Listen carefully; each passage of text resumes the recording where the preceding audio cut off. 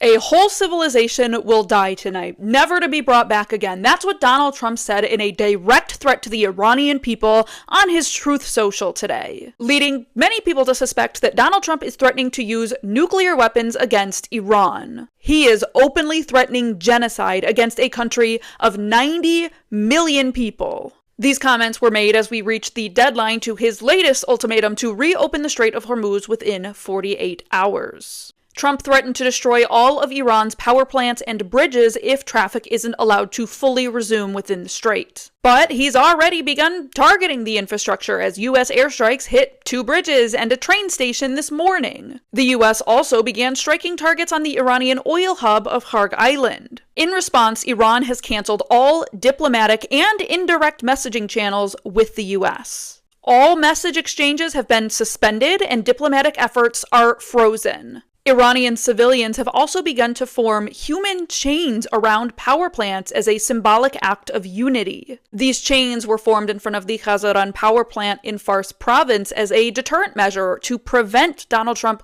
from targeting critical infrastructure. Iran's President Masoud Pezeshkian also said that 14 million Iranians have declared their readiness to protect the country and that he himself is also prepared to sacrifice his life. The IRGC also warned that if Iran's power plants are targeted, they will retaliate by targeting Israeli power plants and facilities that supply power and energy to U.S. bases, stating that all previous considerations for restraint have been removed. The IRGC spokesperson said, "If the U.S. terrorist army crosses the red lines, our response will be beyond the region.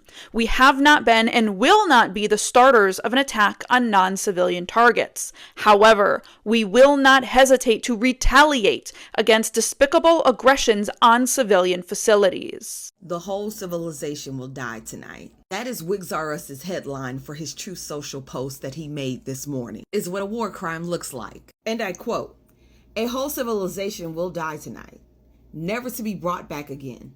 I don't want it to happen, but it probably will.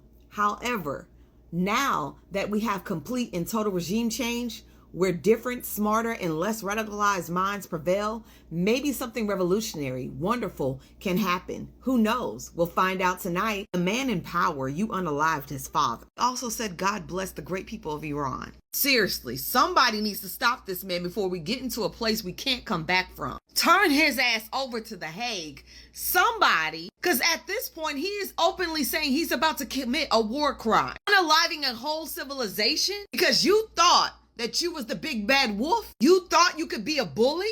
And now you realize the people that you're bullying, maybe they have more resolve than you. They have more faith than you. They've been on this earth longer than you. This civilization has been here since the beginning of time. And you think you can make them move? Somebody either better get his phone, call for the 25th Amendment, call for Article 2, Section 4, or do the thing we've all been asking for the last, year and some change.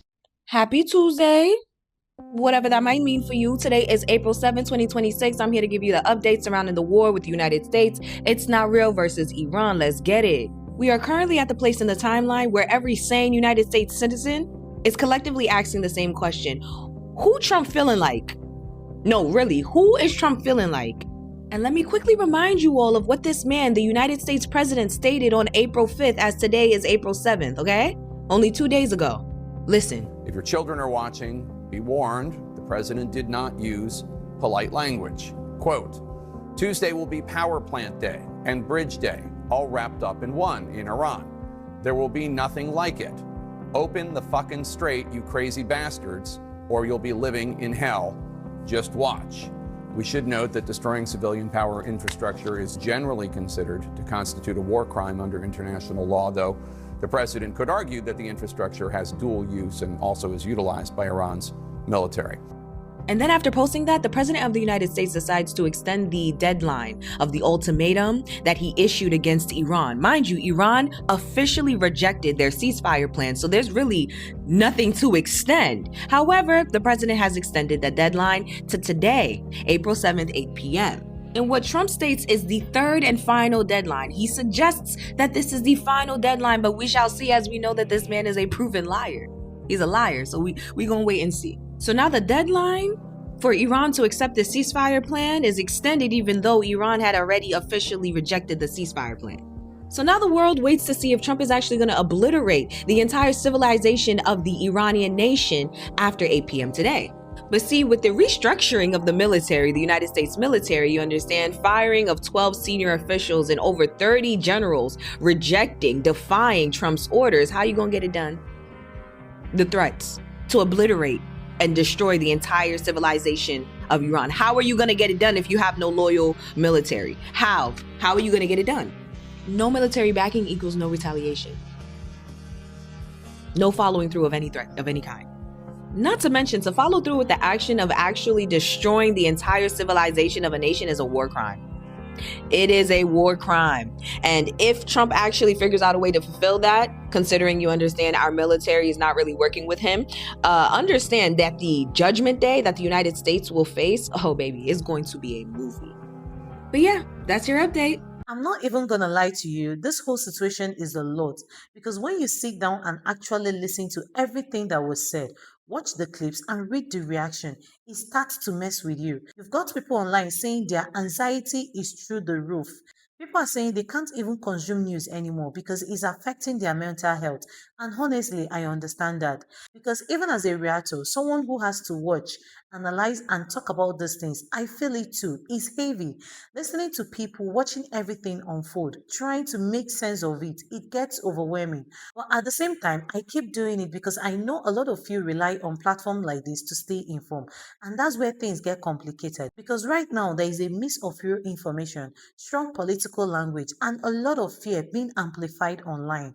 Yes, the statement towards Iran has been aggressive.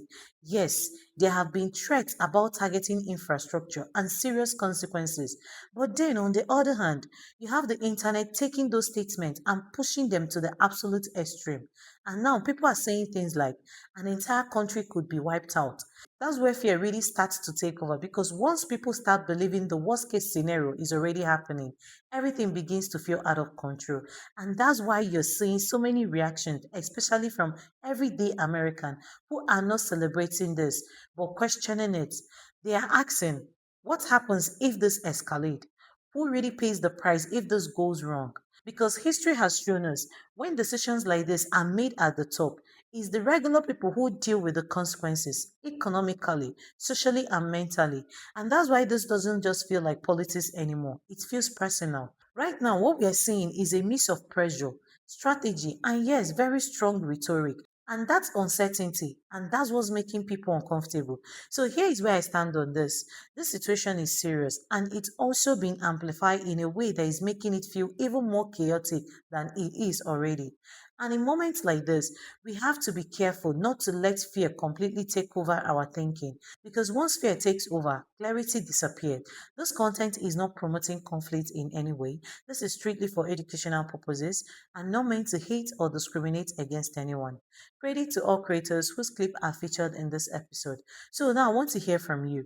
Do you think this is just a political pressure, or do you think this could actually turn into something deeper?